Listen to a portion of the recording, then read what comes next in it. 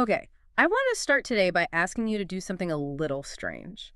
I want you to just mentally rewind to the last time you were in your kitchen. Okay. Maybe it was dinner last night, maybe it's scrambling an egg this morning. Now think about the specific things you did. Did you reach for a knife? Did you wait for the oil to shimmer? Sure. Did you measure out a teaspoon of salt or, I don't know, identify a specific sauce? It sounds like such a mundane set of questions, doesn't it? It does. But if the answer to any of those is yes, you weren't just making lunch. You were actually participating in a massive, invisible historical project. Exactly. We tend to think of cooking as just, well, making food. You're hungry, you apply heat, you eat. It's biological. Right, it's survival. But for this deep dive, we're looking at sources that prove cooking and culinary arts are two completely different universes. That is such a crucial distinction to make right off the bat. Yeah. Cooking is one of humanity's oldest technologies. Yeah. But culinary arts, that's a system. It's knowledge management, it's aesthetics, it's a set of rules. Yeah. And those rules did not just appear out of thin air, they were invented. Today, we're looking at the greatest chefs known in history. And I want to be clear to everyone listening, this is not just a top 10 list of people who made tasty snacks. Not at all. This is the story of how the kitchen evolved from a fire pit into a library. It really is a story about information technology, in a way. Our whole mission here is to trace that evolution. We're going to look at the figures who turned the biological need to eat into cultural memory. They created the language of food. Exactly, the language that we are still speaking today, most of the time without even realizing it. Okay, so let's unpack this. We have to go way, way back to find the foundation. I'm talking togas and empires. Our first figure is Apicius. Apicius, from the 1st century A.D. in Rome. Yeah. He's a fascinating starting point because he represents the very beginning of the cook writer. Now, there's always a bit of a historical debate here. Oh, right. Scholars argue about whether Apicius was a single, eccentric, incredibly wealthy gourmet, or if it was just a name. Like a brand name. A grand, exactly. A name used to describe a tradition of high-end Roman cooking. Kind of like a Betty Crocker, where it represents a style, not one specific person in a kitchen. That's a perfect analogy. Yeah. But what is absolutely indisputable is the book attributed to him, De Re Coquinaria. Which translates to something like on the subject of cooking, right? Correct. And you really can't overstate its significance. This is the moment Roman cuisine was systematically recorded. Before this, recipes were just oral traditions. Passed down in the heat of the moment. Apicius, or the writers behind the name, put it down on parchment.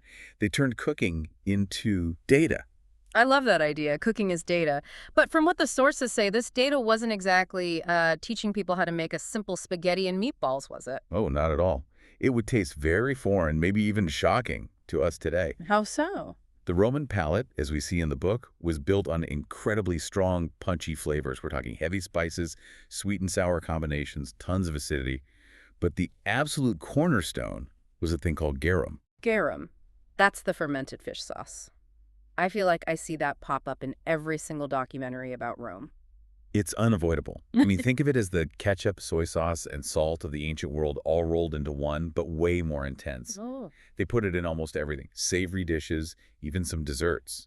The goal wasn't to taste the specific ingredient, like a carrot. So not exactly farm to table. Far from it. The goal was to manufacture a flavor that didn't exist in nature, using this fish base with honey, vinegar, and imported spices. So the big takeaway here is that Apicius gives us the first how-to. The first time humanity decided a recipe was something worth writing down and saving. Exactly. It's the first link in this invisible chain. It's the backup drive for civilization's stomach. Okay, let's jump forward. A big jump, about 1,000 years. The Roman Empire is gone, we're deep in the Middle Ages, and the sources bring us to a man named Guillaume Tirel, better known as Théophile. Théophile is a giant. He lived from 1310 to 1395 in France. So if Apicius laid the foundation for the West, Théophile, you could say, built the fortress. He was a court chef, right? Cooking for kings. For the absolute elite. Kings, dukes, you name it. And his book was called Le Viandier. Le Viandier. And this work basically laid the written groundwork for what would become French cuisine. It did, but again, we have to adjust our modern palates. When we hear French cuisine now, we think of, butter, herbs, light wine sauce. Sure. The sources describe Théophile's style as intense. Intense seems to be the word. The notes mention it was extremely meat-centric, which makes sense, with the name viandier from viande, or meat. It was so heavy on roasted meats, swans, peacocks, all kinds of game, and just covered in these very complex spice blends. So this is where the spices come in. You have to remember, in the Middle Ages, spices were a display of pure wealth. If you could afford saffron, cinnamon, ginger, you put them in everything just to show off. So it wasn't just about taste, it was about status. It was, look how rich I am, I can afford to make this bird taste like nutmeg. It was an edible bank account, always. But what's really important about Le Viandier is that even with all those heavy spices, there's a system emerging. The analysis in the sources is that while the food seems bizarre to us now, Taillevent showed a cuisine that was complex but ruled. Meaning there was a right way and a wrong way. Exactly. It wasn't just random. There was a method. Okay, so we've got the Romans with fish sauce, the medieval French with spiced meats. Now let's move to where things start getting really structured. We're entering the Renaissance. And the Renaissance wasn't just about painting and sculpture. It was a revolution in the kitchen, too. And the figurehead here is an Italian named Bartolomeo Scappi. Scappi, 16th century. And his book has a title that just sounds grand. Opera dell'arte del cucinare. The work of the art of cooking. Scappi is absolutely pivotal. When you look at his work, you see the birth of the professional chef, as we understand the term today. What makes him so different from Taillevent? Was it just better recipes? It was the level of detail, the technical precision. Scappi's book had over 1,000 recipes, which is just massive for the time. 1,000? Wow. But what's really striking, and I wish you could see these illustrations, is that he didn't just write about food. He included detailed drawings of the kitchen itself. Oh, like blueprints? Yes. Diagrams of equipment, the layout, pots, pans, different kinds of knives. He even had illustrations of specialized tools for pitting fruit or something. And he included seasonal menus. That feels incredibly modern. He's not just a cook, he's a project manager. That's it. Scappi defined the chef as someone who masters technique and ingredients, but also understands the tools and the logistics. He treated the kitchen like a workshop. He brought engineering into the culinary arts. He did. Okay, so we have the professional manager. Now I want to talk about who the source material calls the silent revolutionary. We're going back to France, 17th century, François-Pierre de la Varenne. La Varenne is, in my opinion, the major turning point. If you enjoy the way food tastes today, if you like tasting the actual ingredients you're eating, you owe a debt to La Varenne. Why is that? What did he do that was so radical? Well, he wrote Le Cuisinier François in 1651. And with that book, he basically ended the Middle Ages in the kitchen. Remember how we talked about Taillevent and those heavy masking spices? All right, the spices status thing. La Varenne said, stop. He threw all that out. He threw out the cinnamon. He shifted the entire philosophy. He believed in highlighting the natural taste of the food. If you're cooking a carrot, it should taste like a carrot, not like a pile of cloves and sugar. He moved away from that heavy medieval style toward cleaner, simpler flavors. And the sources mention a specific technical innovation he introduced to do that, something that every culinary student learns on day one. The roux. The mix of fat and flour. Yes, this is pure chemistry. Before La Varenne, sauces were often thickened with breadcrumbs, which gave them a gritty, heavy texture. I can imagine. La Varenne popularized the roux cooking flour and fat to create this smooth, silky base for sauces. That, and a focus on high-quality stocks. So, stock and roux, I mean, that is literally the foundation of almost all Western sauce making. It is. He opened the door to what we now call classic cuisine. He made food recognizable. He stripped away the noise so the signal of the ingredient could come through. I love that. He cleared the clutter so we could hear the music of the ingredients. That's a beautiful way to put it. Okay, so we have the foundation. We have the shift to natural flavors. Now we meet the architects, the guys who built the skyscrapers of gastronomy. First up, Marie-Antoine Carême. Carême. I mean, his nickname says it all right. The king of chefs and the chef of kings. He's living right after the French Revolution into the early 19th century. And he cooked for everybody. Yeah. For Napoleon, for the Tsar of Russia, the British Prince Regent. And his big book was L'Art de la Cuisine Française. Right. So Carême took what La Varenne started, and he just systematized everything into what we call haute cuisine, high cuisine. For Carême, cooking wasn't a job. It was an art discipline. And the sources mention his plating style was architectural. He was obsessed with architecture. He would create these massive, edible centerpieces that looked like Greek temples or pyramids, all made of sugar paste and marzipan. Wow. But his real contribution was intellectual. He was the one who categorized the 5 mother sauces. Wait, I thought there were 4 in his time. There were 4 initially. It was later expanded to 5. But he started the whole system of categorization. He looked at the chaos of French sauces and said, no, these aren't hundreds of random recipes. These are families. He created a taxonomy. Yes, he organized the kitchen like a biologist organizing the animal kingdom. So he brought order to the recipes, but the next guy brought order to the people.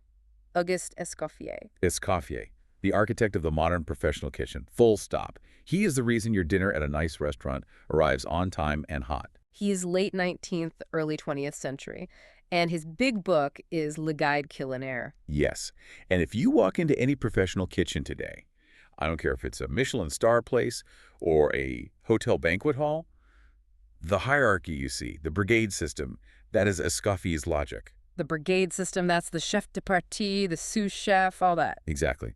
Before Escoffier, kitchens were these chaotic, hot, loud places where everyone did a bit of everything. Escoffier, who had military experience, applied military discipline. He brought in stations. He said, you do the fish, you do the cold apps, you do the sauces. Do not move from your station. It maximizes efficiency. He turned the kitchen into a factory, but a factory for art. A factory for perfection.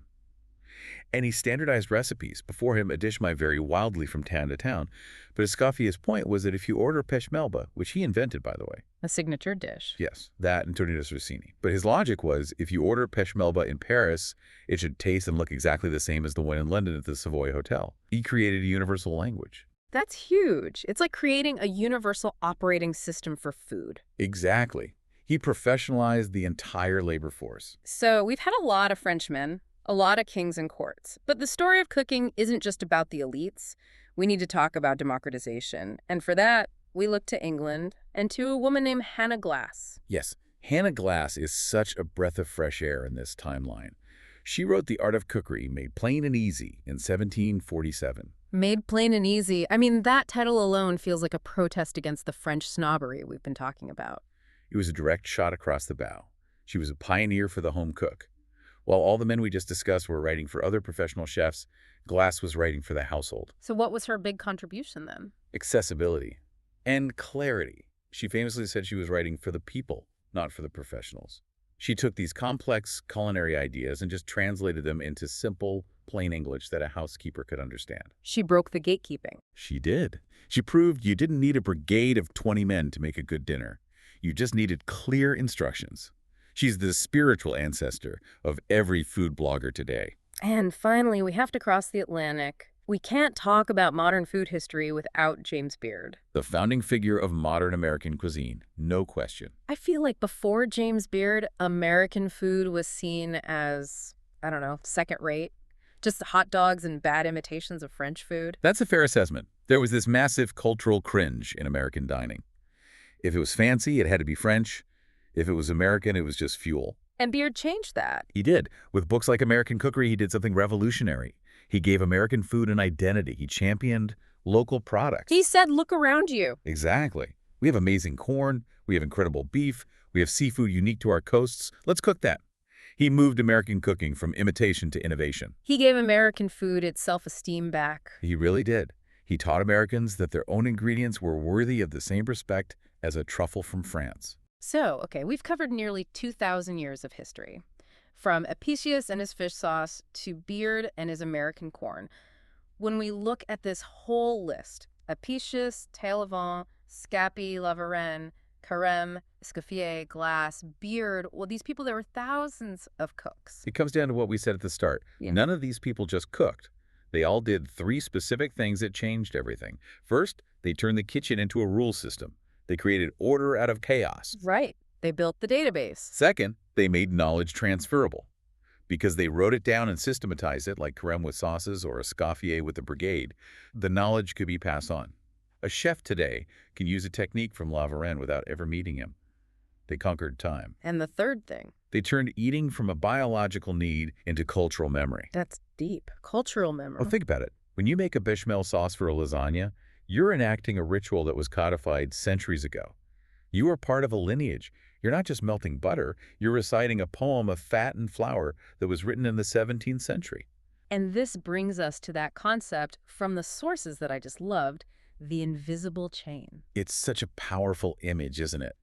The source says if you use a measurement or know the name of a sauce, You are part of an invisible chain linking all the way back to Apicius and Escoffier. It's humbling. You're standing in your kitchen, maybe in your pajamas, making mac and cheese. You make a roux for the sauce. Boom, you're holding hands with Lover, you check the measurement. Boom, you're linking up with Scapi. You organize your bowl. You're nodding to Escoffier. Exactly. Exactly.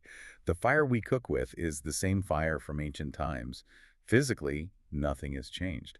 But the language we use to describe what we do with that fire, that is the specific creation of these individuals. We're speaking their language every time we turn on the stove. That is such a cool perspective. It makes me want to go cook something just to feel that connection. It makes the act of making dinner feel less like a chore and more like, I don't know, participating in history. It definitely adds a little gravity to Taco Tuesday. So we've looked back, but I want to leave our listeners with a thought about the future. Go on. These chefs defined the language of food for the last 2,000 years.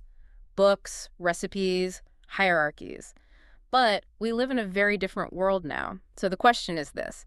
If they wrote the code for the last 2 millennia, who's writing the language for the next century? And will it even be written in books? That is the big question. We have AI generating recipes, we have lab-grown meat, automated kitchens. Right. So the next Escoffier, the person who systematizes how we eat in the future, might not be a chef at all. They might be a programmer writing in Python. That is something to chew on. Thanks for listening to this deep dive. We'll catch you next time.